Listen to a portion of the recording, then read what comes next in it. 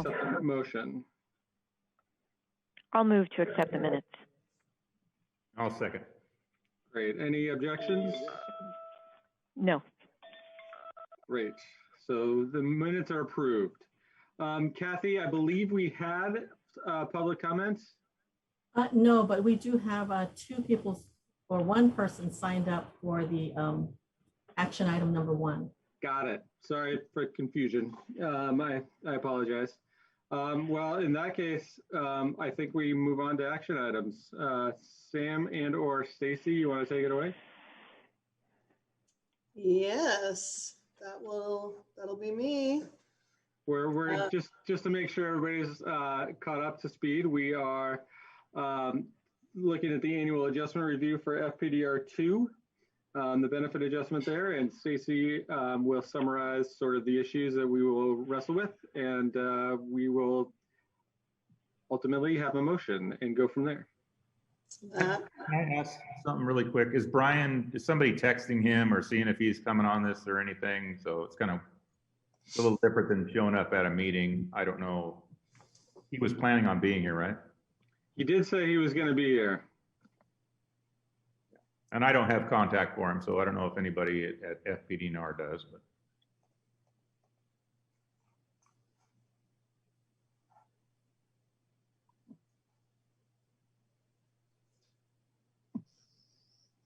I'll see if I can reach out to him. thank you. Do you guys want me to go ahead and get started, or? I think that's fine. Okay. All right. So we'll. Can everyone see my screen? Everybody can see the presentation. The second most common, Zoom. After, can you hear me? Can you see my screen? Right. And remind me if I forget to move the slides, because that's another thing that I keep doing. So for the record, everyone knows this. I'm Stacy Jones. I'm the Fpdr Finance and Pension Manager. And it is crazy to think that this is the March board meeting, and this is the meeting that we actually canceled a year ago. Because it happened the meeting was scheduled for just a few days after kind of our pandemic lives began.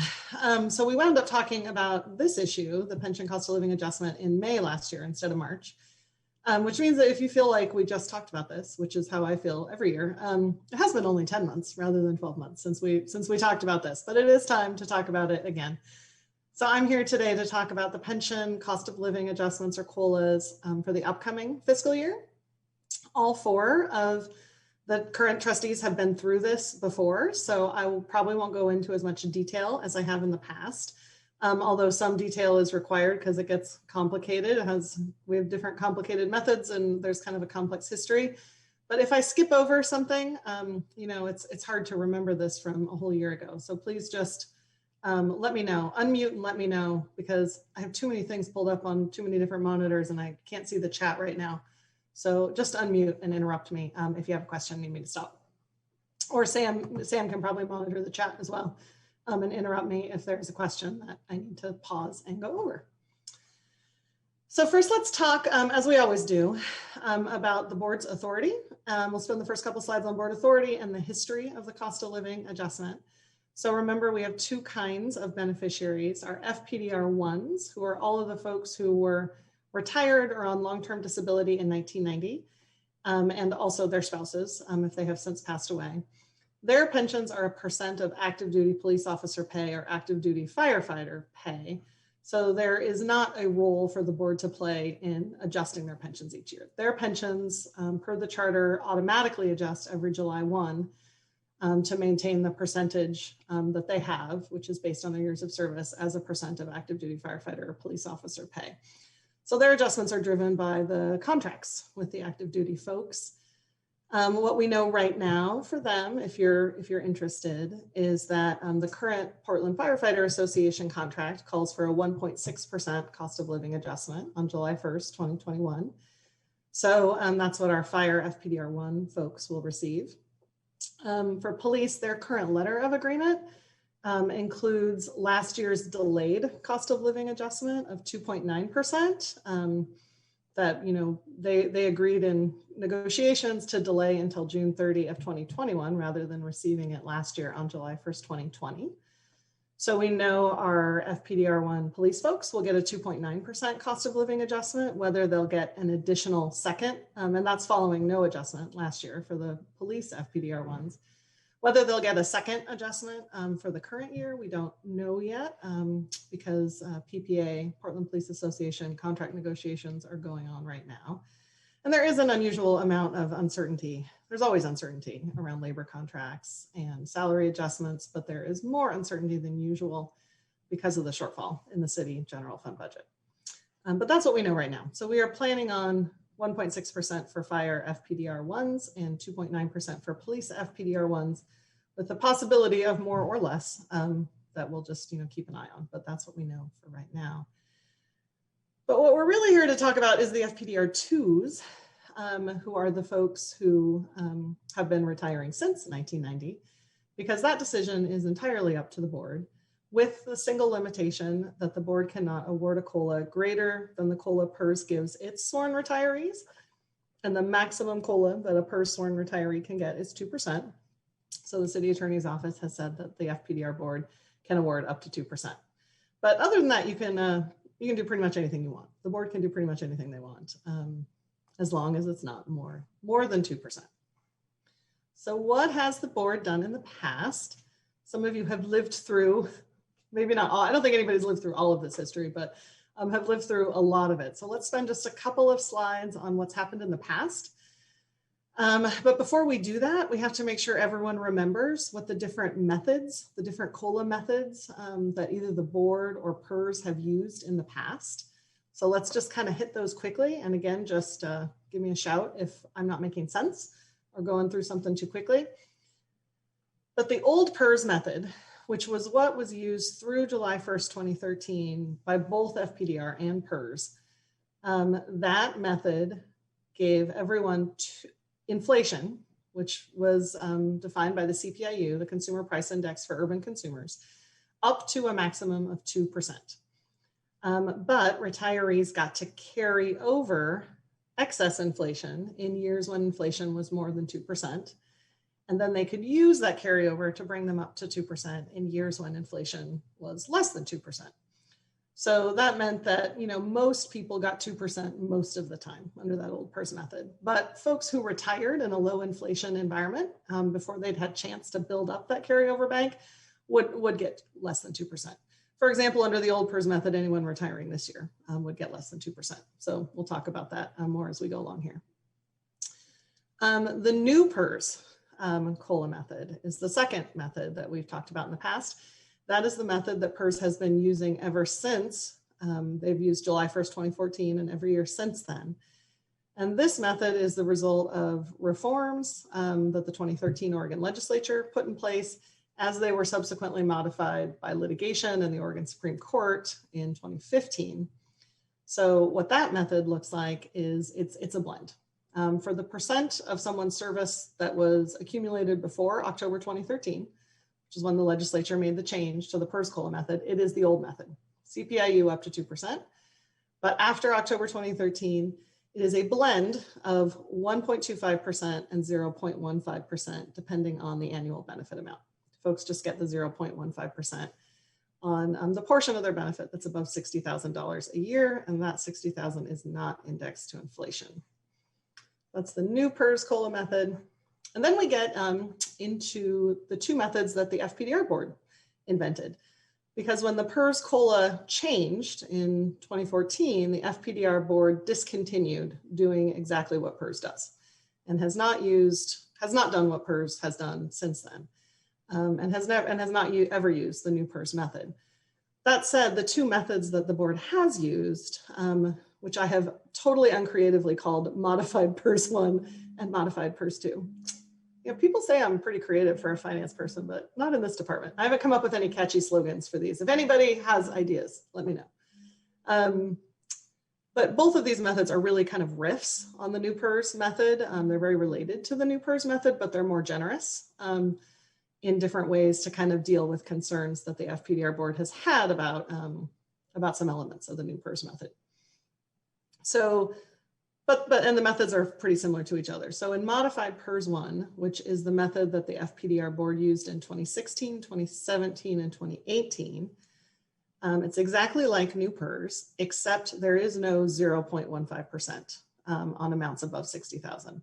It's just a blend of the 2% and the 1.25%. And modified PERS 2, which the board developed just last year and has been used just once in 2020, is exactly like modified PERS 1, except that we swapped out 1.25% for 1.75%. So it's a blend of 2% and 1.75%. But again, no differential COLA on benefit amounts over a certain threshold. So before I go on, let me just pause and see if are there any questions about those methods. You know, I know we've talked about them every year for time immemorial, but I'm sure you do not think about them in the intervening 12 months when we're not talking about them. All right, everybody's good. So this slide just gives you in one place the history. I give this to the board every year, which shows what the board has done since 2014. So remember, before 2014, it was always just old PERS for both us and PERS. So what this slide shows is it's going backwards in time. So if you want to go forward in time, start at the bottom and move up. But it shows the date, each date, and then the range of cost of living adjustments. Stacy, we're not. Yeah. Oh, we're sorry, on I forgot slide 4. to. I told There you we I go. would do that. I told you I would do that. I start going on my, because I got them on 2 different screens and I forget to advance the one. So this is the history of the board decisions from 2014 to 2020. So we have the range of the cost of living adjustments that were awarded each year, the method that was used by the board that year, and this, you know, relates back to the method on the previous slides, and then how that compared to what PERS did in that year. So this is just a quick history there. Sorry, I'm laughing because I have a child like slinking behind me, trying not to be on the camera because he's trying to get the charger for his laptop. Like Josh said, maybe this will all be over soon. But Josh, I don't know about you, but my kids are only going to school 8:30 to 12, so it's not getting us out of the full day thing, you know. Oh, anyway. It's all right. I've got a leak in my pipe downstairs, so you know we've got all kinds of things going on behind me too. It's all right. I'm sorry if you see a kid pop up behind me. He was trying to be very stealthy, but I was like, "What is sliding across the floor right now? This is not good." So anyway, so this is the history of what the board has done over the past since we diverged from the old PERS method. So before we start looking at some options and discussing some possibilities, I do like to give the board some kind of framework for thinking about this decision, some things that you might want to consider. It's a little daunting to think, well, we can do anything between 0 and 2%. So these are all different things that the board has talked about in the past in relation to this decision, and really indeed what anyone making this decision, you know, might think about. So, you know, the first is purchasing power maintenance, which is, you know, we should start there because that's the reason that a COLA exists. The purpose of a COLA is to help maintain purchasing power so that over time, you at least limit the degree to which a benefit amount or a wage or whatever erodes in terms of what it can actually buy. So fully maintaining purchasing power would require giving a COLA that was equal to inflation every year. If you did that, you'd fully maintain purchasing power. On the other side of the coin, how much do the different COLA methods cost? And that is the cost to Portland residents, since like everything else, we have to pay for the COLA with our FPDR property tax levy. So more generous COLAs do a better job of maintaining purchasing power, but they also require larger increases in property taxes on the other side of the coin. The context, you know, the board has talked about this in different ways over the years. I mean, context has different connotations. I mean, there's economic context that we've been talked about last year and probably would want to talk about again this year. And that could include the inflation environment. You know, where is inflation? Where do we expect inflation to be over the next couple of years? Financial constraints that we face, financial hardship either for the retirees who are receiving our benefits or for the taxpayers who are funding those benefits. And then there's, kind of situational and political context, what are others doing, and how comparable is FPDR to other pension plans or other organizations who may be doing similar or different things. And the final important thing to consider is time horizon. There is no cost of living adjustment for FPDR2s written into our plan in the charter. It's up to the board every year, which makes it impossible to say how much COLAs will cost taxpayers or benefit retirees over the long haul, because we can never know what future boards will do. And that's a little unfortunate because COLAs are an incremental compounding benefit. They fall into that class of financial decision-making that really needs to be analyzed over long stretches of time to think through the impacts, both the costs and the benefits, because the difference in cost and the difference in benefit to retirees of any of these approaches in just 1 year is really pretty negligible. But the differences are pretty substantial over a 30-year time horizon, both to retirees and in terms of cost to the fund. So given that, even though we cannot know what a future board will do, and it is not possible to sort of adopt uniformly over the next 30 years a long-term approach, unless any of you unless you all commit to being on the board for the next 30 years, I do think it's important all the same for each trustee to think about, and where possible even to be explicit about whether a decision in a given year is intended to be part of the long-term approach for both this year and future years, or if it's a 1-year decision in response to the circumstances and considerations of this particular year. I think is something important to think about and talk about. So now let's take a look at some of the options. Stacy, yes. I have a quick question Sure. on your last comment. How exactly would we, if all we're doing ultimately is making a decision about next year, how would we make a decision in the greater context of of what could be changed next year or the year after or the year after that? In other words, I'm trying to think of sort of the dynamics when we get to the end of your presentation, when we talk about this, like, how do we get there? I mean, it feels like it's like a charter commission thing almost, where we're getting to like, it almost needs to be sort of, where we sort of back away from our ability to change this from 1 year to the other in order to really incorporate it. I don't know. As you said it popped into my head and I wasn't sure exactly how to address that. Well, I mean, I think, and other board members who've been around can also weigh in on this, but I think one thing is just to say, well, you can assume that you are the board for, the next however many years. And if you all sort of agree on an approach that you want to use while you are the board, I think that has some validity. And I think future boards are, like most decision-making bodies, they won't break with precedent lightly. So if you say, okay, this is the approach that we think makes sense over the long run for this fund, and we as this board are adopting this approach, and we encourage future boards to do the same. I think that that sort of binds this board to an approach, and I think it carries a lot of weight with future boards, especially since the entire board never turns over all at once. And the second thing is that, if there is a time, alternatively, the board doesn't want a systematic approach, or maybe it does want a systematic approach, but there are years where you want to break from that, where you want a systematic approach, but in some years you want to do something different, then to be really explicit. Like the year that the board gave 2% to everyone, the board was very explicit about, this is something that we're doing this year for these reasons. It's not necessarily a long-term approach. We're doing it for this year in this context. So I think it makes sense to be where the board is not doing something that's the long haul thing, to be explicit about it.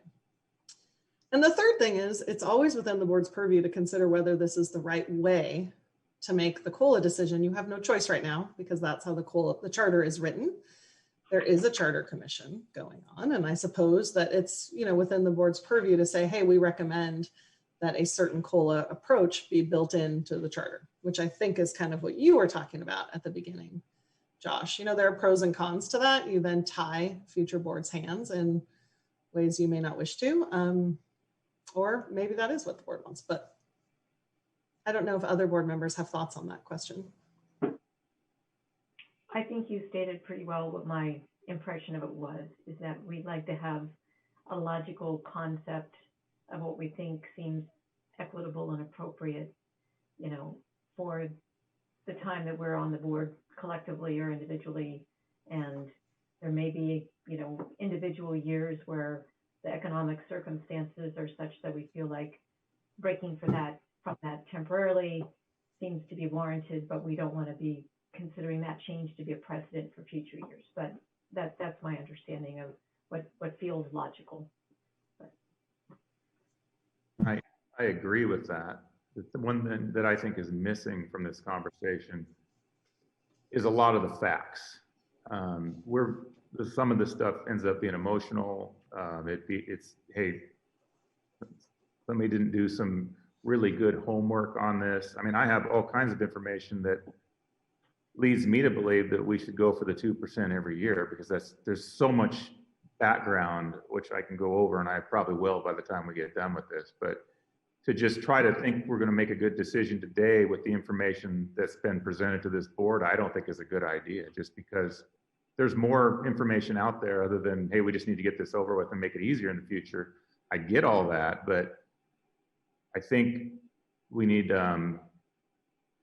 information from all sides that lets us make a really good decision on why we're deciding to do whatever we're going to do. If we decide, hey, this looks like a good idea, us as a board, let's do this moving forward, and then set a precedent that maybe will be carried on afterwards. But I think there's a lot of information that is left out, and not on purpose. It's just we haven't sat down as a group and really studied this issue. So that's my thoughts.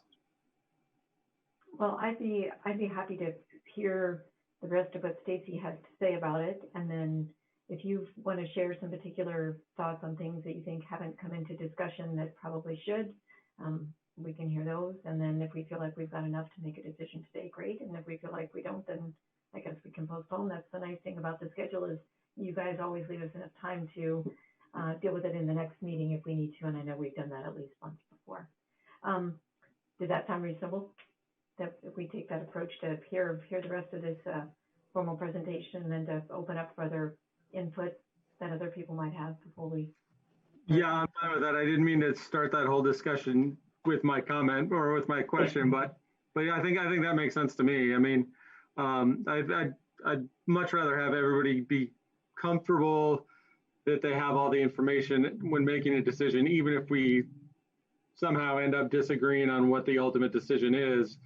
I'd much rather feel like everybody got all the information that they were comfortable at least voting and deciding based on what they needed in terms of understanding all the issues. So I'm fine with that. Great. I agree also. Thanks, Catherine. Okay. Just to help me in my mind as we're going forward to make sure I understand it, Stacy, I know you've covered the carryover bank. Is it in recent years, has it been that we've been continuing with the carryover bank concept, you know, with the up to 2% for the pre-2013 service, and no carryover bank with regard to post-October 2013 service? Is that correct? Oops. Stacy, did you hear my question there? I'm sorry, guys. I don't know what's going on, but I'm having unfortunate internet problems that I really. Yeah, I heard you blip out there for just 1 second. Let me ask my question. Can you hear me okay now? Let me, I can hear, I'm sorry. Give me one. Okay.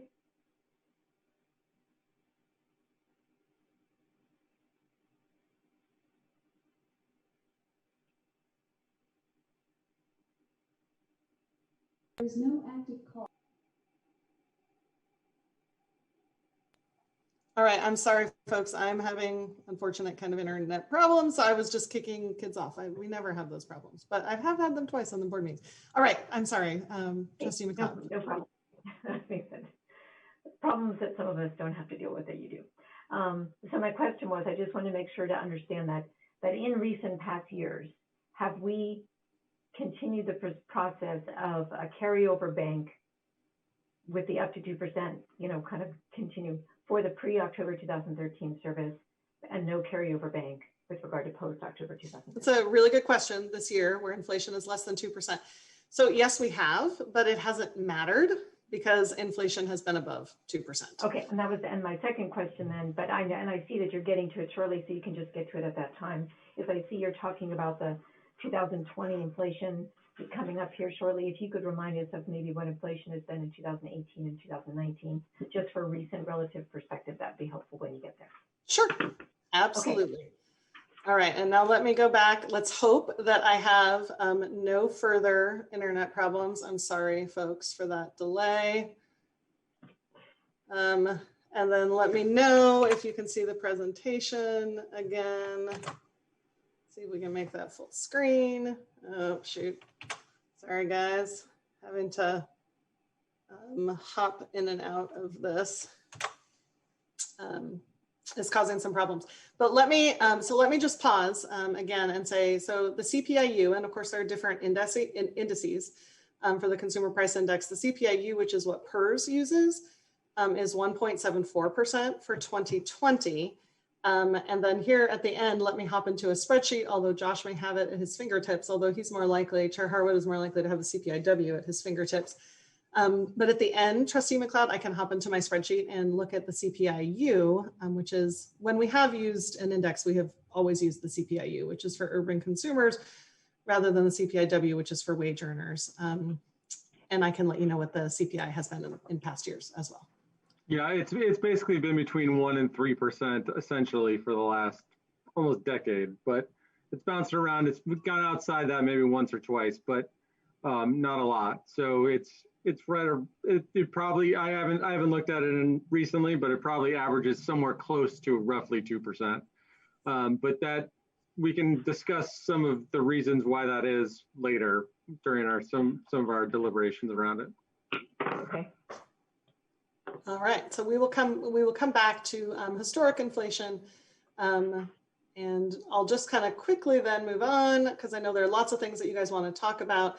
I have, as I have done in the past, put together some of the options that the board might want to consider for this year.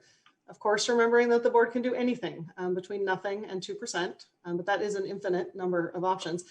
So as a starting place, I thought it might be helpful to just talk through a few options, starting with the maximum and the minimum, because those are the easiest things to talk about. You know, maximum, the most the board could do would be 2% for everyone.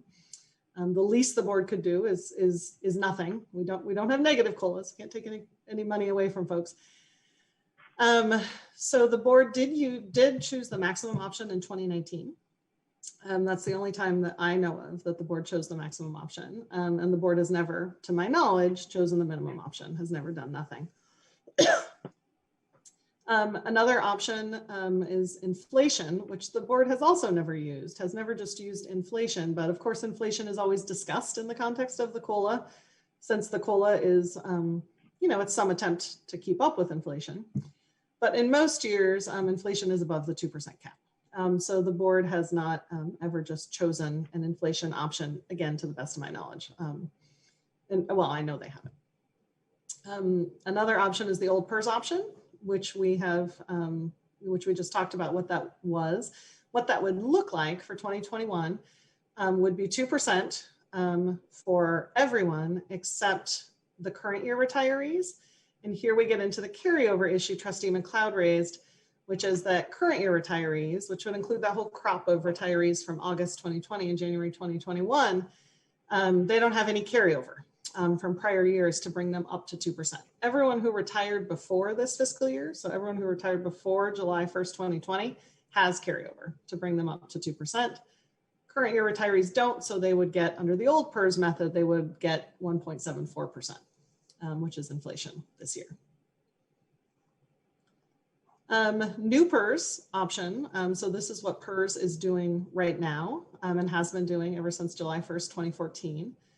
Their folks are going to get 2% on service before 2013, except for current year retirees, because they don't have any carryover. They're going to get 1.74%.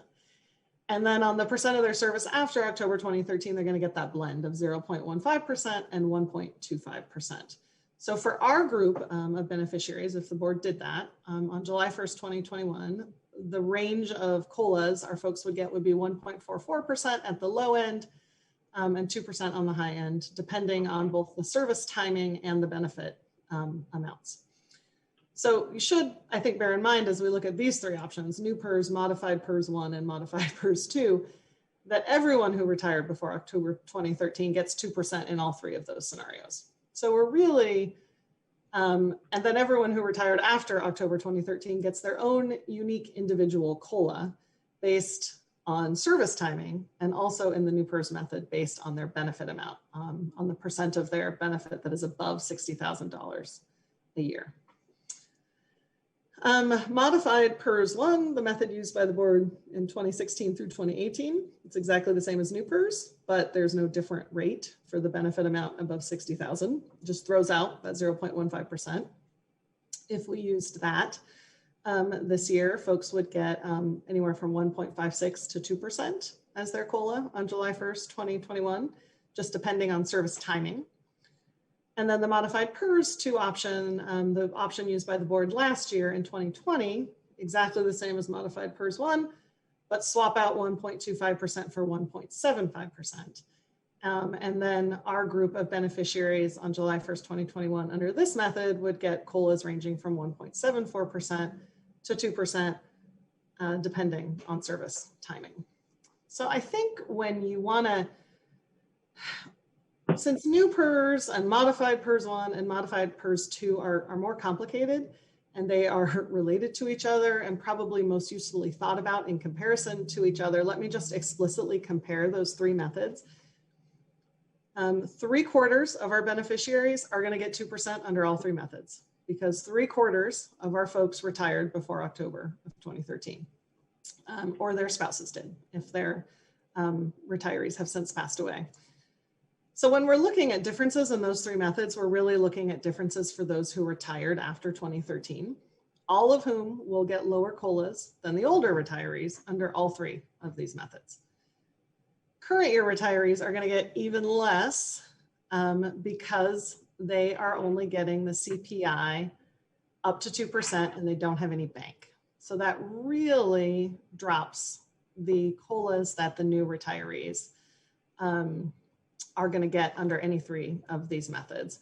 And so it really drops the range, the bottom end of the COLAs that they're going to get. So they're going to wind up with less because of that policy of it's just the CPI up to 2% with no bank. So Trustee McLeod already asked about this. And if the board wants to use one of these methods, and that's a stumbling block, if the board is concerned about current year retirees getting less than that 2%, there's certainly nothing to stop the board from saying that we're just going to use 2% for pre-2013 service and just do away with the carryover concept that the old PERS method has. There's nothing to make the board continue using that method if you don't want to.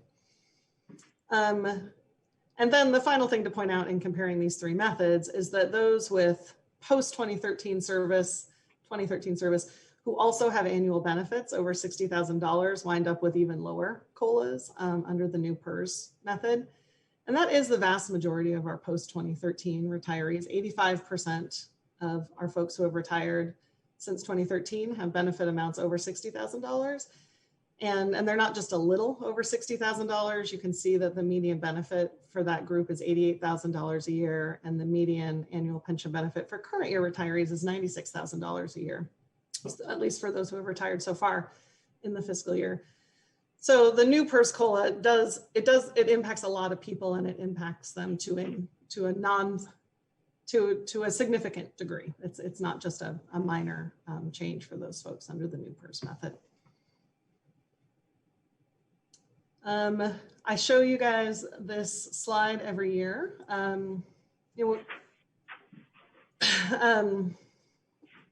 The purchasing power maintenance example, because I want to spend these last three slides just comparing the different options that I've laid out there on the different parameters. Remembering, of course, that you can choose something other than these options. But since these options, I think those options that we just talked through do cover a pretty wide range of things that the board might consider. So hopefully talking through the different parameters of these options will help you envision where other options might fit in. And the first of those is purchasing power maintenance. So, I mean, what this chart shows is how well different COLA methods do at maintaining purchasing power over a member's entire retirement, which is, again, the purpose of a COLA after all.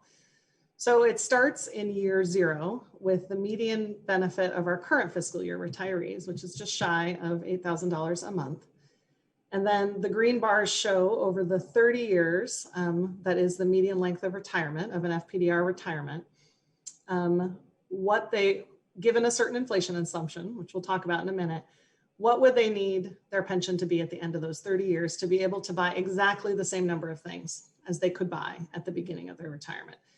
Well, if they started out with a pension benefit of $7,968, which is the median for the current year, the current crop of retirees in this year, after 30 years, if we had 2.25% annual inflation, they would have to have a pension benefit of $15,533. So that's what the green bars are showing. And then the colored lines are showing you where folks wind up if a particular COLA percent is applied consistently every single year for 3 years. So the orange line is the 2%. If retirees got a 2% COLA every single year for 30 years, at the end of the 30 years, they would have maintained 93% of their purchasing power. If they got a 1.81% COLA every year for 30 years, they would have maintained 88% of their purchasing power. I chose 1.81% because that's the lowest COLA that an FPDR beneficiary could possibly get under the methodology the board used last year. So that would be the COLA for someone who was hired on the last day that the FPDR2 plan was open, December 31st, 2006, and retired with 30 years of service would get a 1.81% COLA. So most people would have better purchasing power maintenance than that under the modified PERS 2 method the board used last year. But that's the worst case scenario, is 88% maintenance. And then I also put 1.75% and 1.5% up on the chart because those are kind of different floors, or different breakpoints that the board has talked about in the past. And that 1.75% is pretty close to inflation this year as well, although we don't expect it to be inflation going forward in the future. So the most important thing to note about this chart is the impact of a change in the long-term inflation assumption.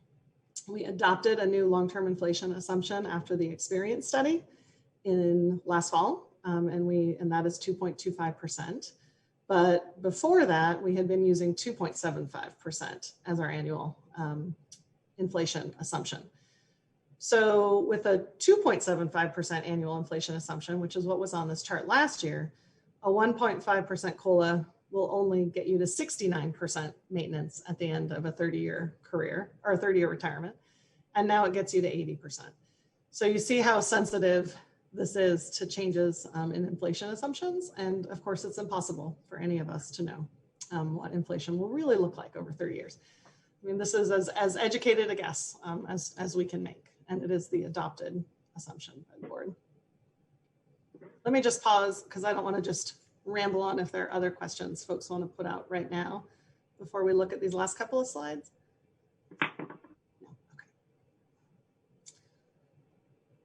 So this slide just tries to sum up in one place kind of the overall points of comparison that the board might be interested in for the 5 options that I put out there today.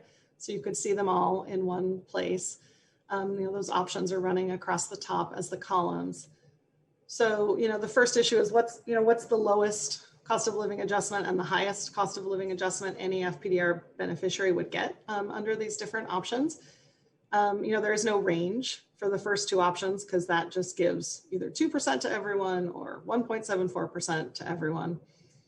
But under the 3 other methods, new PERS, modified PERS 1, and modified PERS 2, the highest is 2% under all 3 of those options. And again, 3/4 of our beneficiaries will get that 2% under all 3 options.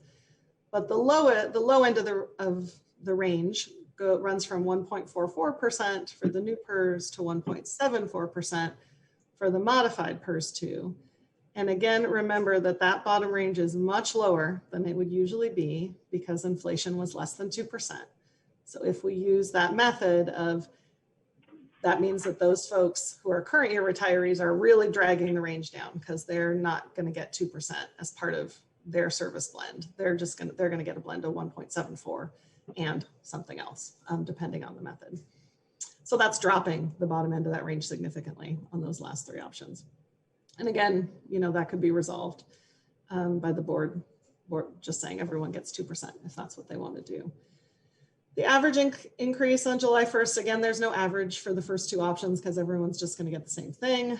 But for the last three options, I did want to show an average for everyone. That's the first number, which is 1.95% in new PERS and 1.98% in modified PERS 2.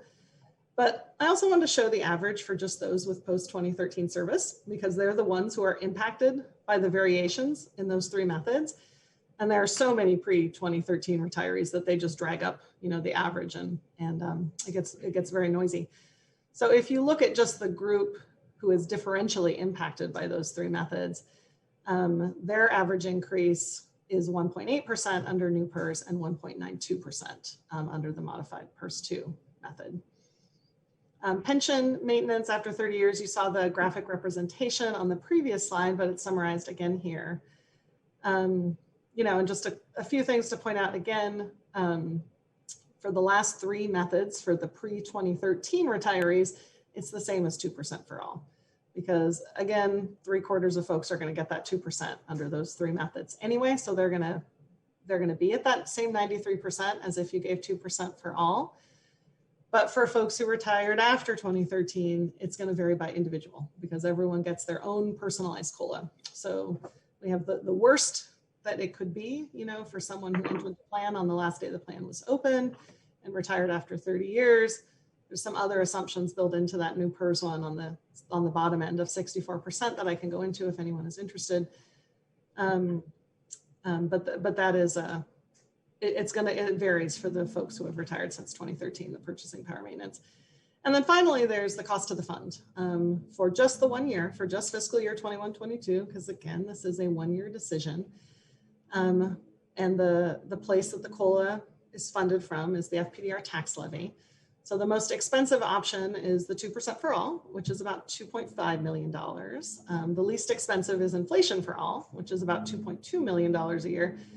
So the spread between the most expensive and the least expensive option is about $325,000, at least just for the next year, at least just for that 1 year.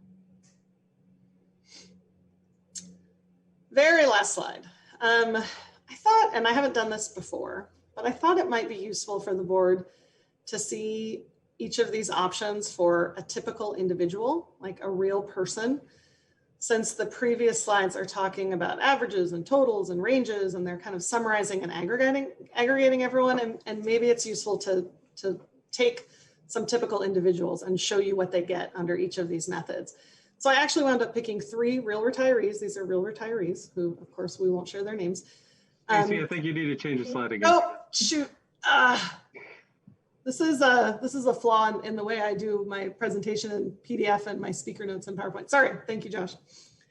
So these are the 3. So what I wound up doing was picking 3 real retirees because since it really matters when you retired for some of these methods, there are really 3 groups of retirees that I think the board needs to look at for a proper understanding of how the COLA will impact each of those 3 groups. So I picked 3 real retirees. So the first group, which is everyone who retired before 2013, actually don't need a typical retiree because all of the retirees in this group will be treated the same. They will all get 2% under every method, except for inflation. And then they would all get 1.74% under that approach. In a normal year, where inflation was above 2%, there would only be one other group. The folks who had retired after 2013. But because inflation is lower than 2% this year, it splits that group in 2, into those with carryover and those without. So those with carryover are those folks who retired between 2013 and June 30, 2020, before the current fiscal year. They have carryover to bring them up to the 2%. And so I picked in that group, 2014 to June 30, 2021 retirees, the median percent of service before 2013 is 87%. And I'm making sure I have this right. And the median annual pension benefit is $88,000. So this individual is the closest I could find to that.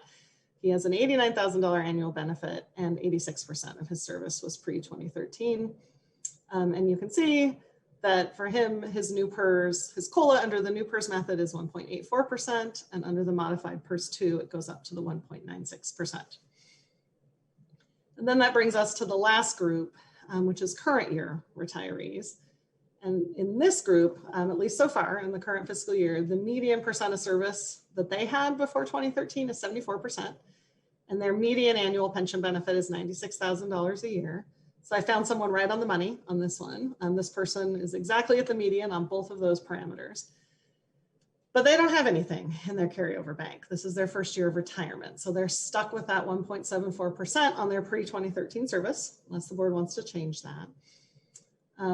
But under these methods, they're not getting 2% applied to their pre-2013 service. So that drops their COLA quite a bit under those last three options, at least for this 1 year, it does. So you can see that under new PERS, they get all the way down to 1.5%, and then they're at 1.74% in the modified PERS 2.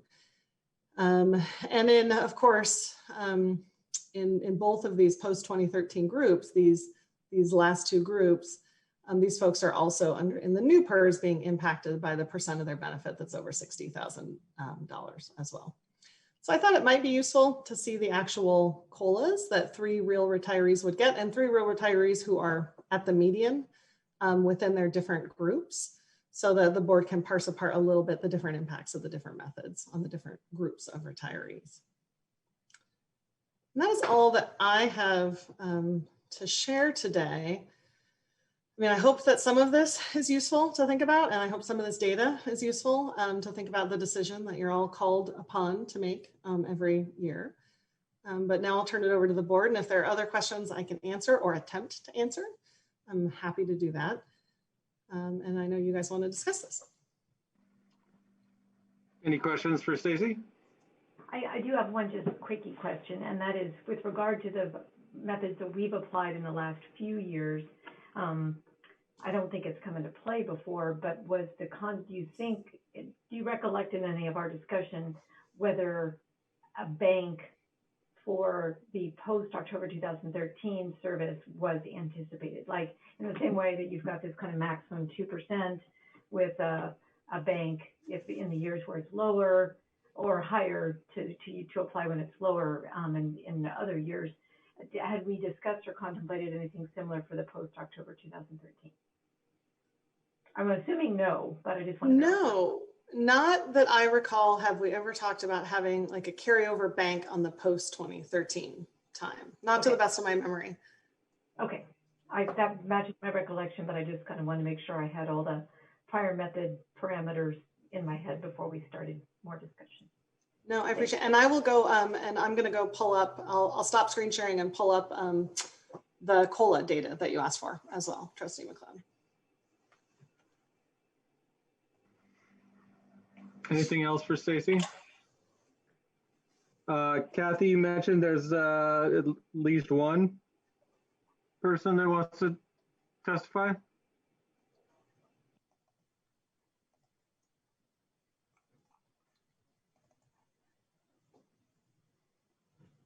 Kathy? Greetings, can you hear me? Yes, Mr. Porth? Yes. Go ahead. Oh, well, I didn't necessarily have anything to say. I was going to kind of see how the conversation went. I'm the president of the Retired Portland Firefighters and Widows Association. And so I'm listening in just to see how the discussion goes, to be able to convey that back to our members of retired firefighters. So, you know, I guess my input would be 2% is a really good number. Just to be perfectly blunt, you know, it's, I don't really know what to say other than it gets very confusing in some of those formulas to try to explain how it's sorted out. And, but, again, they all make sense. They all have a method. And I understand that in much of it, it's choices you need to make. Looking at the chart of the progression over time, obviously, even at the maximum 2%, we're losing ground as retirees. I guess that would be the one picture in all of that that would concern me the most, or really draws the most attention, that the different formulas, other than the maximum, fall shorter and shorter of that. So I would just say that on behalf of the membership, anything that can be done to help us keep pace with inflation and with the things going on in the world, we certainly appreciate your consideration on that. Thank you. I appreciate your comments. I know, Jason, you had some stuff you wanted to discuss as a group. I will just, it's not really in response to Mr. Forrest's comments, but something for contextual purposes. I'm not as married to calling the CPI measurement that we have as a purchasing power kind of measurement for particularly a specific demographic group. This really is a very broad-based measurement, and that there may be characteristics within a demographic group that it's applied to that mean that there's some that things are weighted differently, perhaps. I mean, we know that, for instance, the easiest way to describe it, and maybe an example helps, is roughly 1/3 to 40%, give or take, depending on the exact CPI measure that you use, is related to shelter costs. And if you're a renter, you've probably seen that pretty easily jump much higher than inflation has been. If you are a homeowner, it can be very different. And so that can be because you may not have the income per se, but you are accumulating wealth. And so there becomes a different calculation. So I don't want to get too bogged down in the weeds, but I also don't want to get too married to this keeping up with purchasing power kind of issue, because I'm not sure that I'm not sure the differences we're talking about are material for that discussion, but also I just think that it's a little overly specified for the universe of beneficiaries that we're talking about. And then Chair Harwood, just on that note, I will, although we just talked about why you might not want to pay as much attention to this, but to answer Trustee McLeod's question, the CPIU for 2019, and again, this is the CPIU, so for urban consumers, and this is for the West region, because this replaced the Portland-Salem Metropolitan Statistical Area measure that we used to use.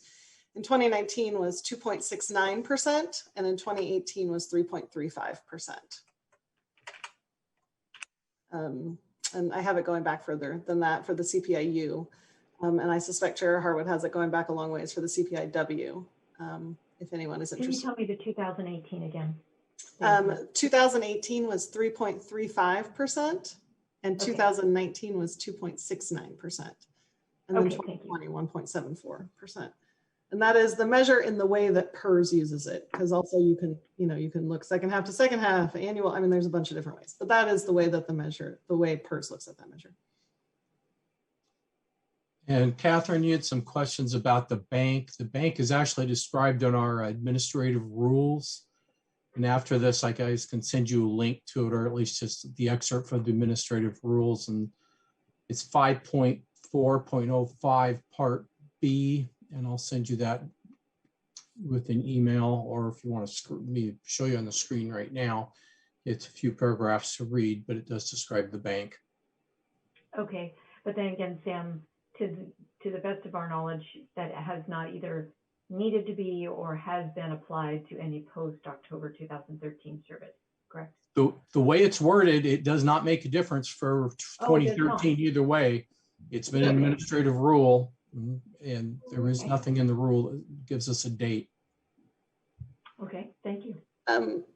So if the board wanted But no carryover concept has ever been applied to service post 2013, ever. Sam, in your opinion, pulling up, well, we can get into that, I guess, if we need to ask if you think or if Franco wants to weigh in, Franco's here, on whether that admin rule would have to be changed if the board wanted to move away from that.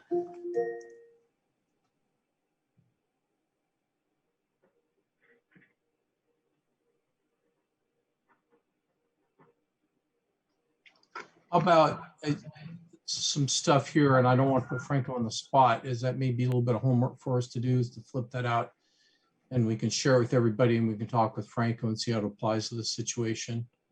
I'm not certain this would be a good issue to discuss on the fly right now unless the board wants us to. Yeah, we can maybe table that until we know what direction the board wants to go in, and then see if that might come into play. Yeah, I'm fine with that approach. I'm a little, I'll be honest, I'm a little reluctant to move forward really dramatically, or not even dramatically. I move forward even with a lot of discussion without Brian here. I feel like, 3 out of 5 of us feels, I'd rather kind of have 4 out of 5. So I don't know quite what the solution is. I'm open to other board members and staff, however people want to move forward. I don't quite know. I'll be honest. I'm not quite sure exactly what the best way to go about it is. I'd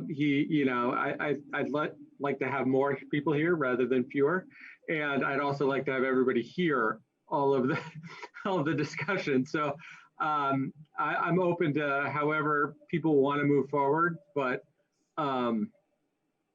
that's sort of my general feeling right now. I'm a little, my sort of instinct is feel a little reluctant to have a full-throated kind of hash out a bunch of details without having somebody who's either ultimately going to vote or we would need to vote at some point on these things. But I'm open to that part of the discussion as well. So however people want to move forward is okay with me. Have we heard anything back from Brian? What if we were to set this aside temporarily in our agenda and move forward with the other items and see if he is able to get on the meeting? I've texted him and his phone goes to voicemail. I've tried it numerous times. So I wouldn't count on him joining at this point.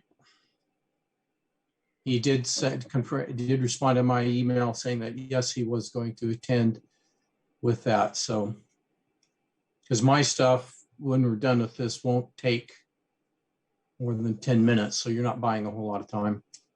Okay. Well, you agree that hearing from the representatives of the members whose benefits we're discussing does seem really appropriate. So I kind of share Josh's comment about maybe wanting to wait. I'm happy to share a few thoughts I've had during the presentation and my pre-work on it to kind of let you know where I generally fall. If we want to eliminate, if we feel like we can eliminate some options and kind of leave ourselves with maybe a narrower perspective. But if you want to just postpone the whole thing until next meeting, I'm fine with that too. I'd recommend, I'd like to hear what issues you have just in case the Bureau, including Stacy and her staff, have to do some research. Because Jason, you'd mentioned you wanted a lot of information. We'd like to know in general what you're thinking so we can be prepared to answer those questions next time. Okay, well, yeah, I apologize if I said a lot. I don't know if that's what I meant. There's some information that I seem like it gets glossed over every now and then, but I think it's really important. So I'll just go over a little bit right now and we'll decide what we want to do here. I might as well just speak on what I was thinking about. I haven't put together a presentation or anything, but I appreciate the effort Stacy's put into this, puts a ton of time into this, just trying to think through this process. It's been going on since, at least since the changes charter and the PERS changes, and we're trying to come to a solution on what works best. And I just keep coming back, and I don't know if this year just seems more clear to me than ever that we're focusing so much on PERS. And the fact of the matter is we're not PERS. And we're not even really bound to PERS in our decisions other than we can't give more than what PERS gives on this issue. And as far as the benefits that our members receive after retirement are really not the same as PERS by any means either. They're different animals. When they do this equal to a better than thing, it's this all-encompassing, comparison that isn't down to the brass tacks of how much do you get for retirement, how much do you get for retirement? Are these close to the same? That's not what they do. So I just wanted to go over a little bit, just so everybody understands. Maybe you all understand this, and I'm going to be preaching to the choir. But PERS is set up. It's set up for a 3 kind of legged stool for their retirement. They have their defined benefit retirement, which is what we have at Fpdr. We have a defined benefit retirement, and so do they. And then we can argue about which one's more or less than the other. I know the formula looks like ours is more, but when you put the other pieces into the formula, my experience is theirs ends up being more if they want it to be. If they want to work more overtime, if they want to work more years, they can make their defined benefit portion higher than ours. We don't have that either luxury, or I guess, I don't think it would be a luxury. I wouldn't want to have to go through that process of trying to, work a whole bunch of extra time just so I could have a larger retirement. I like how ours is set up, but that doesn't, take away from the fact that they're different. So our defined benefit portion is different. And that's the only part we're talking about when we're talking about this benefit adjustment. But we shouldn't forget the fact that they also have Social Security. Our members don't have Social Security.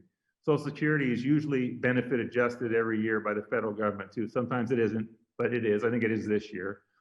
Their jurisdictions pay 6.2% into those people's Social Security. Our City of Portland doesn't pay any money into our Social Security for our members, and we don't receive the benefit. So that's part of the retirement we don't receive. The third part is all PERS members have an IAP account, which is their defined contribution portion of their retirement, where the jurisdiction either pays 6% into that account too. And our FPDR 3 people, which aren't affected by this benefit adjustment, get 9%.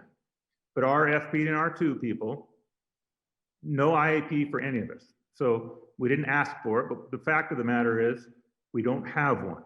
So our benefit adjustment is only affecting our defined benefit retirement. There's no 3-legged stool, it's a 1-legged stool. So this benefit adjustment is what keeps our benefit going. And so while we're tied to PERS, we are not PERS. We're tied in a little bit, we have some similarities, but our retirement is not the same. It's completely different. We have a good retirement. I appreciate what the citizens of Portland do for us. It's awesome, I appreciate it, it's great. But this is one thing that our board decides every year, and it's a big deal. It affects our members because that's what their retirement is this defined benefit, and this benefit adjustment is what keeps it going. We've talked about purchasing power, what it means, does it apply? The fact of the matter is it's very important. It makes a big deal. And so I want to try to, while we have to follow the charter, I don't want to talk about PERS so much anymore and the way they're doing. They did their change in their benefit adjustment for a financial reason, because their deficit for their PERS liability. We don't have that problem in Fpdr. We just got done with our levy analysis last month. They said we're looking great. We have a good funding structure, even though it's different, it's not popular, and we don't come anywhere near reaching the top of it. We have a good, solid funding structure with a plan in a few years where it's going to start coming back down by design, because we're funding 2 programs at the same time. But even doing that, our actuary has said we're looking good. And that's even with, I think they might even added the 2% COLA in there. And even if they didn't, I think they made mention that it won't make a difference. As far as that, it won't make a huge difference. It's not going to push us up into this area where we're not going to be able to meet our requirements. So I want to keep that conversation going. And I think our job as board members is to advocate for the members. We do have a job to be fiscally responsible, but we've already proven that we've done that. And that's why we pay those actuaries every year to tell us that we're being fiscally responsible, which we are. We're not reaching the limit. We're within the parameters that we're supposed to be working in.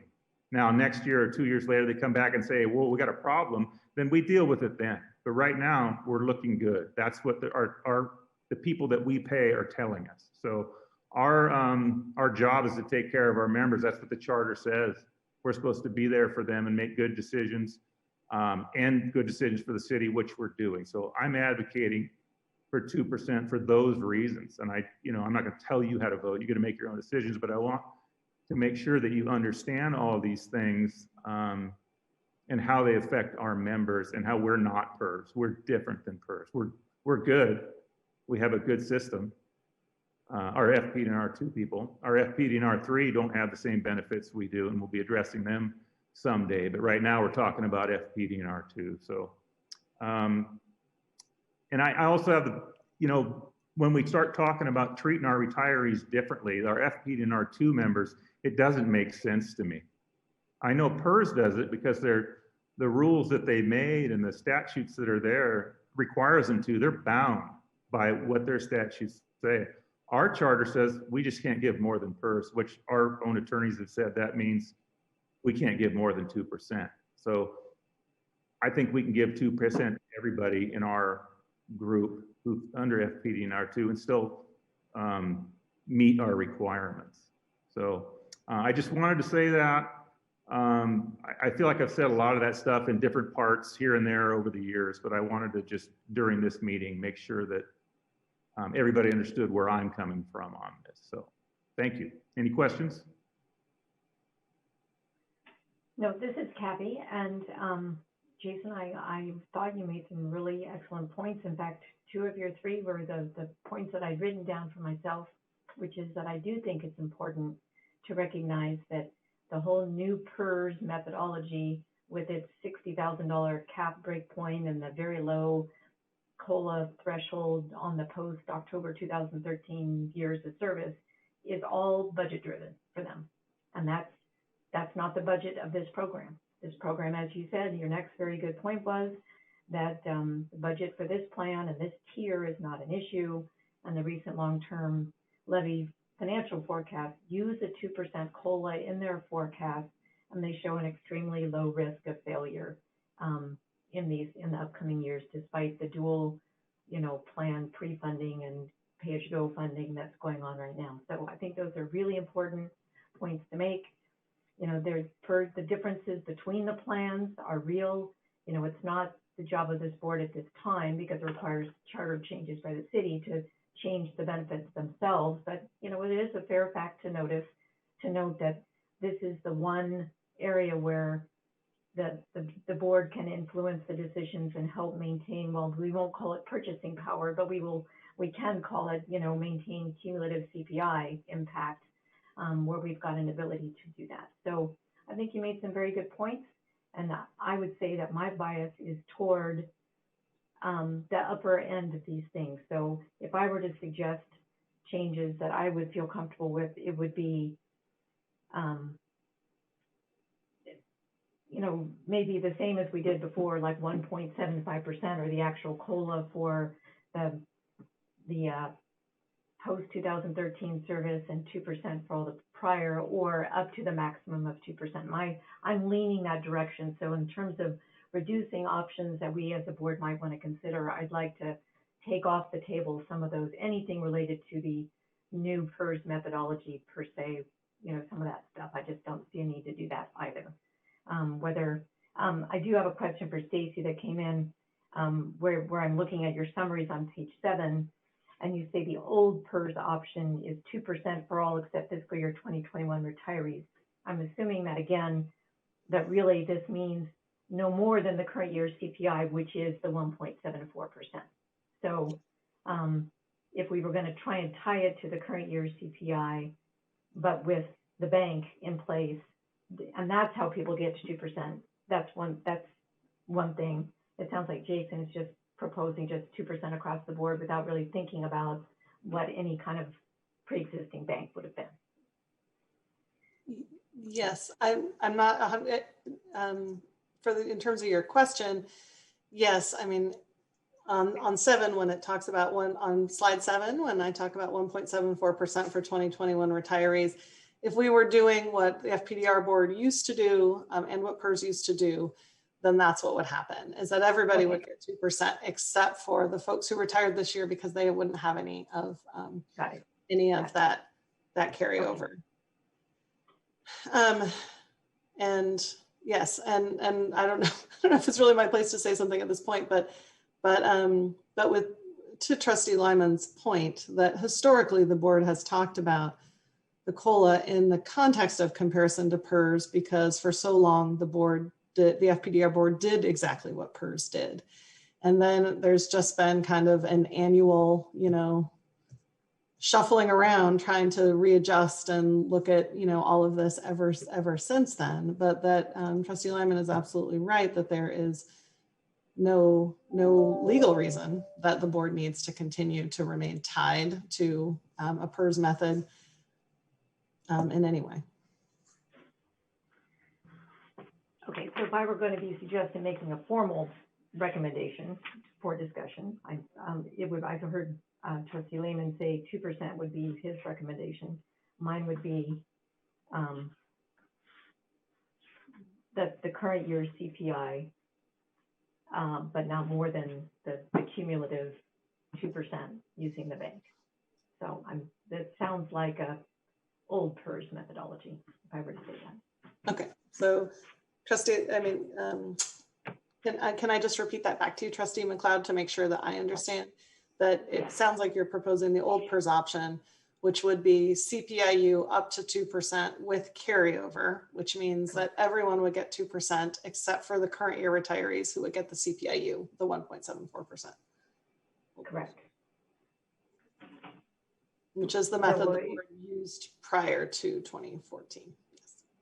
Yes. Okay. I guess I'll jump in real quick. Just to provide greater context, hopefully. I mean, I'm not, and I should preface this by saying I don't really disagree with anything anybody said, and I'm open to the idea of the carryover, I guess, or the overlap from one year to the next. But while PERS was budget related, undoubtedly, they had finance issues that do create necessity for action that this fund does not, per se, on a global basis. It does change people's property tax bills. And so I just think we need to understand that, like, over the long haul, it is funded by individual homeowners and business owners that own the property. So I don't want to dismiss the idea that just because we're okay actuarially that we can just kind of throw caution to the wind and not worry about it. I do think we have a little bit, at least, of a duty to consider the fact that over time we are going to increase property taxes to pay for these things. We've been fortunate enough in Portland, certainly over the last decade, and as troubling as right now is, I think probably over the next decade too, that we've had enough new construction and those kinds of things that the actual dollar amount to individuals, while higher than they would have been, probably hasn't increased at the same rate as other property taxes in the city, because the tax base has grown. And so you get a different dynamic there. But I felt like I needed to throw that out there. I'm more inclined, just to put it out there, I'm more inclined towards board member McLeod's idea than to just sort of put it on autopilot. But I'm not sure that I'm willing to sort of, follow my sword for either of them. I think the materialness of them, you kind of have to take it out 30 years to get to a number that's big enough to really to really worry about too much. And that's hard for me to kind of feel like we need to have a sort of a dramatic, drawn out discussion around. But that's sort of where I'm at. I'm open to whatever people want to do as far as moving forward at this point. We want to discuss more. I'm willing to do that. I'm not inclined and I can be convinced otherwise. I'm not inclined, Stacy and Sam, and other board members, to vote without having Brian here. I just would rather not, unless we are unanimous, and it doesn't sound like we're quite unanimous. So I kind of would, that's my inclination, but I can be convinced otherwise. I wouldn't mind waiting for Brian. I don't think there's any, we have time, I think, unless there's somebody in staff there that says this has to be done right now. I'd like to hear everybody's opinion and what Brian might think also.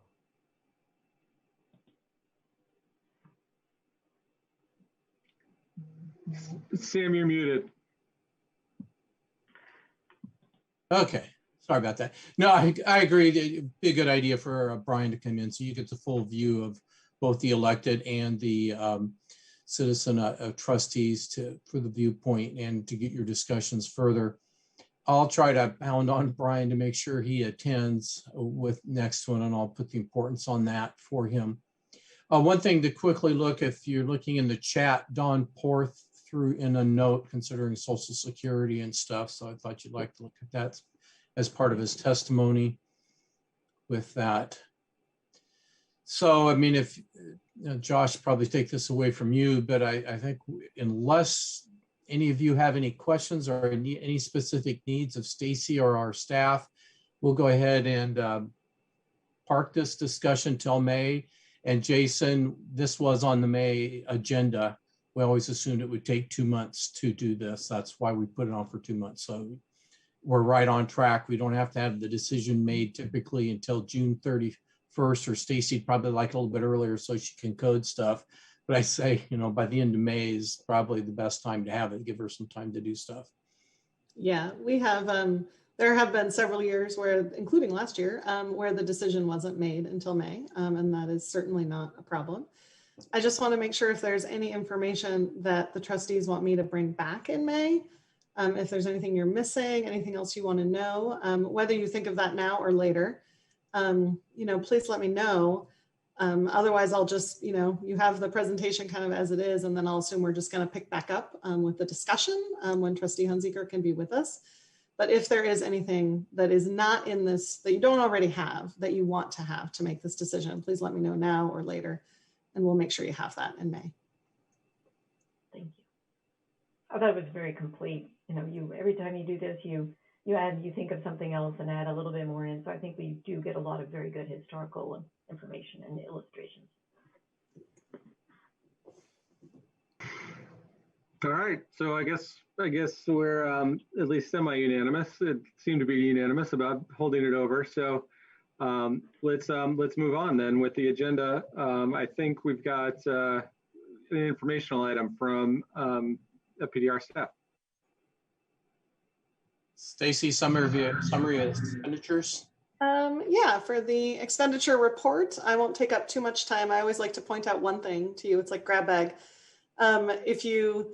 On the expenditure report, if you go down and look at fund expenses in the second line under fund expenses, debt retirement, you'll see that we repaid our tax anticipation notes in January. And this is the first time that I'm aware of that we've ever paid them off before June.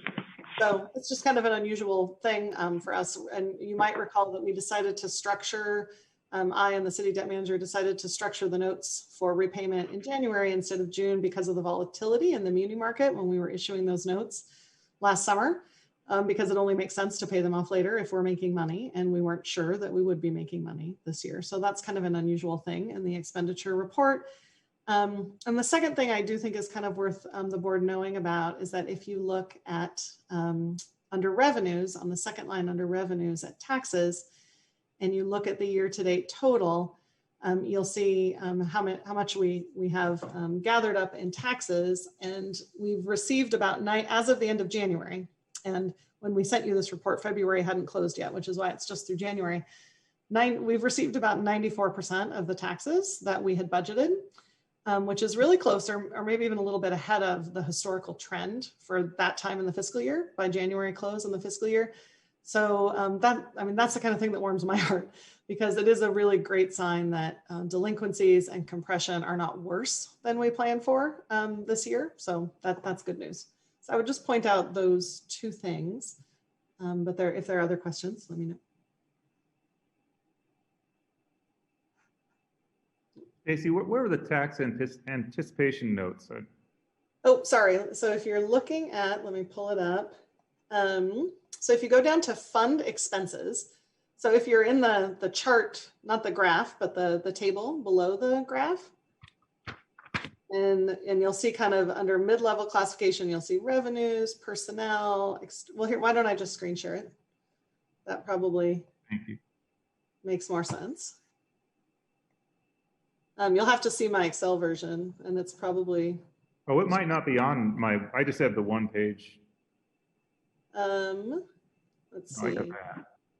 Can folks see an Excel spreadsheet that has a bunch of notes and things all over it? Yeah. Yep. And then I'll try to make it big. This is what my staff put together every month. But if you go down to this line here that says debt retirement, and let me kind of reorient. So you've got the chart up here and then the table down here. And if you go down in the table to the second to last, main line of the table, you'll see debt retirement. And then over here, you'll see this $31.7 million that's happening in January. Normally that happens in June. So that's not terribly, when I say it like that, it doesn't sound all that exciting, but it is something that we have never done before, is repay those TANs in January. Okay, thank you. Hey, Stacy, I see these Fpdr 3 pension contributions is about 24.4 million, and year to date, which is 7 months in, only 12%'s been paid. Is there a discount provided or a credit provided if you fund earlier versus later? What's the No, so what's going on there is just timing in the police and fire bureaus. The way that it's set up, those PERS contribution costs hit their center codes, their cost centers, and then they bill us every quarter. So we have to wait for them to bill us. And this is basically the fire and police finance staff being completely overwhelmed with everything else that has gone on this year. As of now, we have billings they're all caught up on billings. They're not all in SAP, which SAP doesn't mean anything to you guys, but it might mean something to Chair Harwood. Trustee Lyman just gave me a look like SAP means something to him, and it's not good. But in any event, they are caught up. We just got police's Q1 and Q2 billings yesterday, as a matter of fact. So my staff are going through them right now, and then they'll be caught up. But it's a function of them not being caught up. And I finally had a small fit about it, because we're trying to do year-end projections and make budget adjustments, and that's one of the areas in which I know we need to make some budget adjustments. So we did finally it's a pretty big line item. So if you don't have that one, you don't really know where you're going. Okay, thanks for explaining that. Yes, and I never complain too much, because we get to keep our money for longer in that scenario, and we earn interest on our money, and so the longer we wait to pay them, the better it is for us. But eventually, we do need to pay them. Good question. Good eye.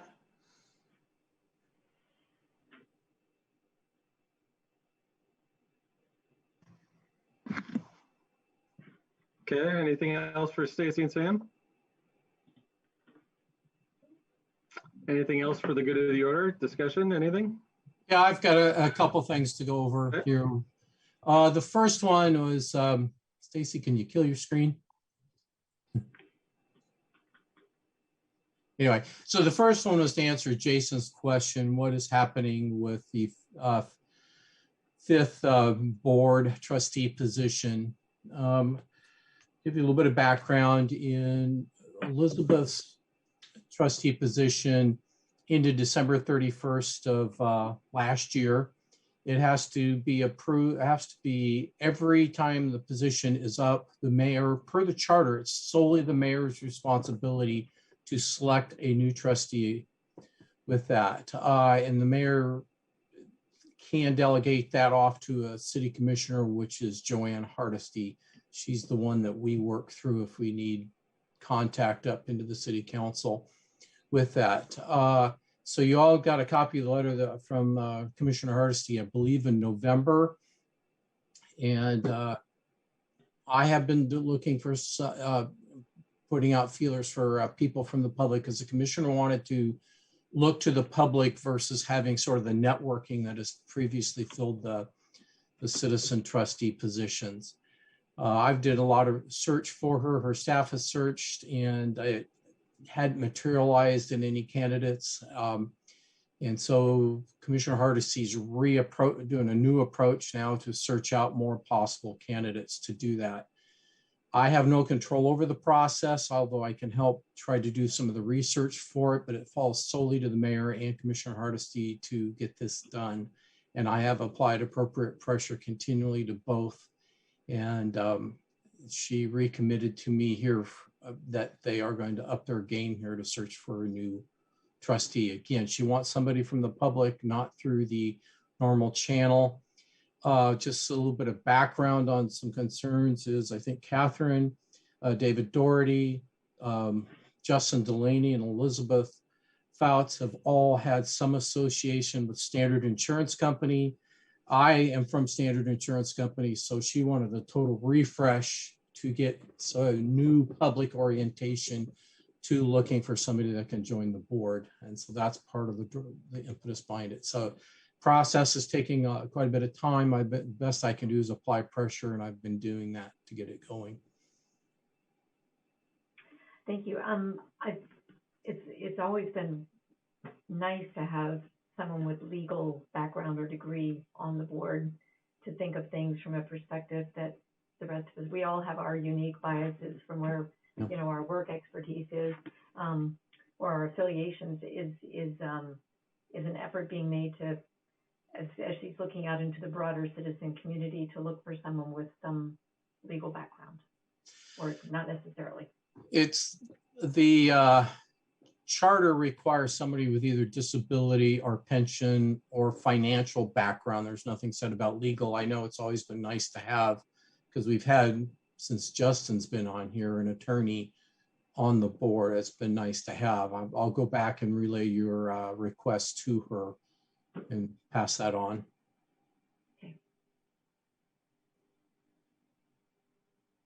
Okay. I'll jump into the next thing I want to look at, because the legislature is up, and do a quick screen share. If I can find the right screen. Because I always take a look. So you should be seeing something that says Fpdr legislative review criteria. Is that what you're all seeing? Somebody give me okay, thanks, Josh. So what I do, because this to me is extremely important to do, because they can sneak bills in that can have potentially devastating effects to the fund or to some part of the fund. So I just created these 6 things that I look for every year. First one is I look at Fpdr funding. Is there anybody messing with our property tax? Doesn't look like anything big this year's happening to it. And a couple of things that are out there with property tax are probably not going to move. The next one is Fpdr 1 and 2 retirements. There's really nothing out there that's this year. Again, I think all the work on PERS and retirement has fallen by the wayside, given what they had passed a couple legislatures ago. So there's really nothing here. PERS, I call it PERS employer, because this is where I look for Fpdr 3. Is there anything that's going to impact PERS to either decrease benefits, increase costs, whatever it may be? Really nothing, again, on this legislature. So I think PERS and retirement just aren't on the big list. Workers' compensation this year, for the most part, again, this is not, usually some years they've got 8, 10, 12 bills that do workers' comp. Here they've got a few. With a couple of exceptions, they don't impact Fpdr, and I'll go into one bill in here in a minute that will, or a couple. So let me get through this list first. Then I look at, from the director's position, is there anything that's going to impact my ability to hire or retain people? It's typically centered around PERS or some other things they may be doing that make public employment look less viable or less fun to come and join. And then the other is I look for other particular things that happen out there. There's 1 or 2 bills this year, but what we did is they have 2,500 bills in that range that were presented. And see if I can get that off. Stop sharing. So there have been 2,500 bills this year. Of all those bills, I've looked through them all, along with the government relations office in the city, and only 15 of them would fall under that criteria that I gave you. Of those 15, only one has seen any movement in the legislature. And again, I'll keep the suspense up on what that one is. So the remaining 14, I think 9 of the remaining 14 have to have some action taken by the end of this week. And if they don't, they're not going to move. And right now, unless there's a last minute flurry trying to meet that deadline of Friday afternoon to get work sessions scheduled, those bills will drop off. And that leaves 4 are in committees that aren't bound by that Friday deadline, so they could actually go on until the end of May before we know if they're going to go. But again, with the exception of one bill, there's no movement on any of them. The one that surprises me the most was the what I call the workers' compensation COVID presumptions.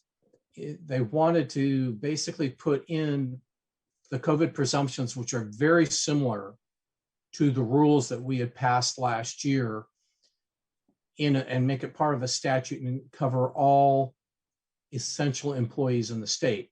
The key to why I think it's having trouble moving is essential employees covers 45 to 50% of all employees in the state, not just fire and police, but all employees. It's a big ticket item. It has a big impact with a lot of employers. So there's, I'm certain, an intense amount of lobbying from the labor side and the business side.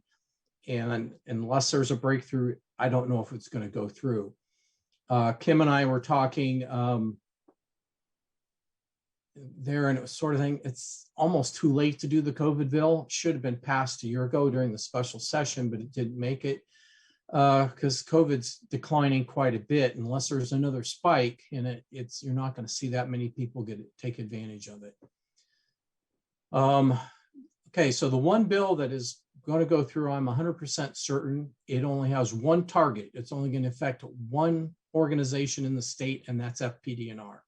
And it's our members. It's the heart-lung presumption. I believe I did a presentation to you a year ago, and I'll do it again in May just to go recap of what it is. But basically, they have a series of presumptions in the workers' compensation statute, the PTSD presumption, which was passed affecting both Fpdr and everybody in the state.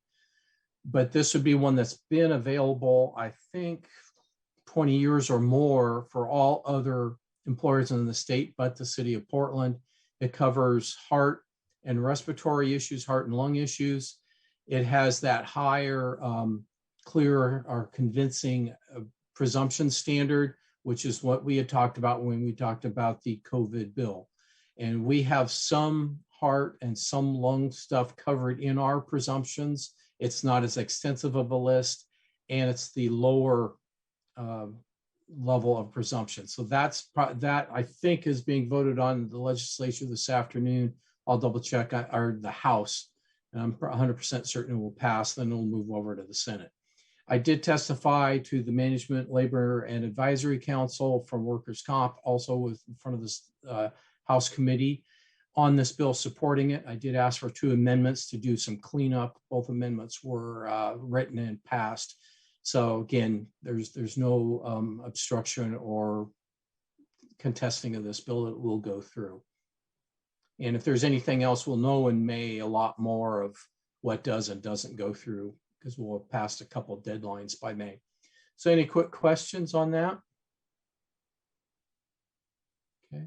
I don't have any, but I'd like to say thank you for your support and effort and helping whatever you've done to help this bill and not obstruct it or whatever. Yeah. But it's really important to our members, and really appreciate anything and everything you've done to help out. So thank you on behalf of our members.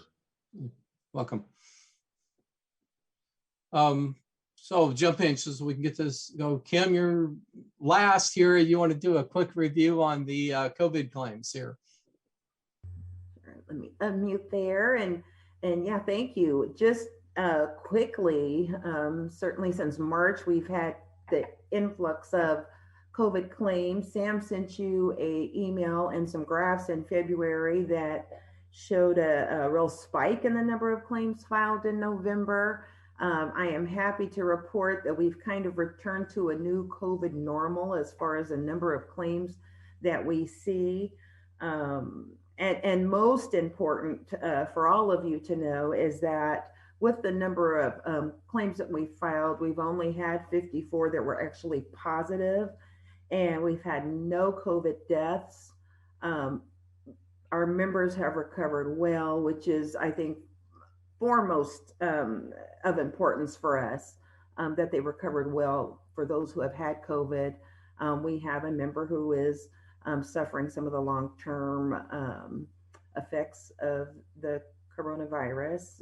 You guys heard of the term long hauler, but they are doing well. They're stable. We expect a full recovery.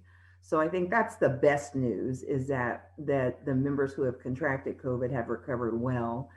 Certainly, we've had a great number of members who were exposed on the job, and some that were exposed away from work, but then coming to work to be with their peers, especially in the Fire Bureau, had resulted in some exposures brought to the workplace from exposures, again, outside to family and friends.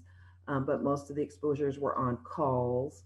And fortunately, Fire was very aggressive in doing contact tracing and things to identify members who were exposed. And this is that spike that we saw in November of 2020. They were very aggressive with contact tracing and making sure that members who were exposed or could expose others to COVID were under quarantine. So we had a majority of our time loss and costs associated with the quarantine to prevent the spread of COVID. But what a great effort, right? Because it resulted in fewer members actually contracting the virus. And again, numbers where we've only had a small amount of the members who have filed claims that were COVID positive. So all around, very good results for me and the staff. We're certainly happy that we've seen a reduction in the number of claims filed, which means that the bureaus are doing something right. And of course, now we've got vaccinations, so we hope to continue to see the decline unless there are spikes for other reasons. Hopefully not. We've had a few claims for reaction to the vaccine. And we're working through those. We've approved a few. Some of those claims are new, so we're still working through them just to make sure that everything falls within the criteria of our administrative rules. But overall, good news to report. I think we're over the hump. Our folks have recovered well, and we hope that with the vaccinations and continued efforts to wear the protective equipment on calls and things like that we'll continue to see lower numbers. But good news to report, I think. So that is good news. I follow this a lot every day because of my own work, and I'm very pleased to hear that, first of all, no deaths or no serious illnesses. I'm really glad to hear that, and only one person suffering for the long term. And I really do appreciate, I think nationally, the country has done a very poor job at contact tracing and other things. And I really value the fact that this organization has put a priority on it and done a good job, because that testing and tracing are ultimately, until vaccination, and then the precautions with distancing and protective gear are really the ways that we keep it down for not only the members of this plan, but our city and, state as a whole. Is to keep it down, is to do what you all have been doing. So I want to say a word of thanks for helping, your members, but also our broader Portland metro area in keeping this at bay. So thank you. I'm curious, are the vaccinations something that are being coordinated through Fpdr, or are they being done by the separate member agencies? Yeah, they're being coordinated through the bureaus. They've been working in concert with Human Resources and then the county for vaccinations and that. So they are bureau-led Okay. vaccination efforts. Efforts there. Okay. Thank you. Appreciate that report. Okay, thank you, Kim. Last thing is the May meeting. The two things on the agenda is continue the COLA discussion, and then we'll go over the TAN's approval, the annual TAN's approval. What's the date of the May meeting, Sam? Oh, you would have to ask me that question, wouldn't you? May 25th. Okay, May 25th. Okay, that's the week before Memorial Day. Perfect. Yeah. Thank you.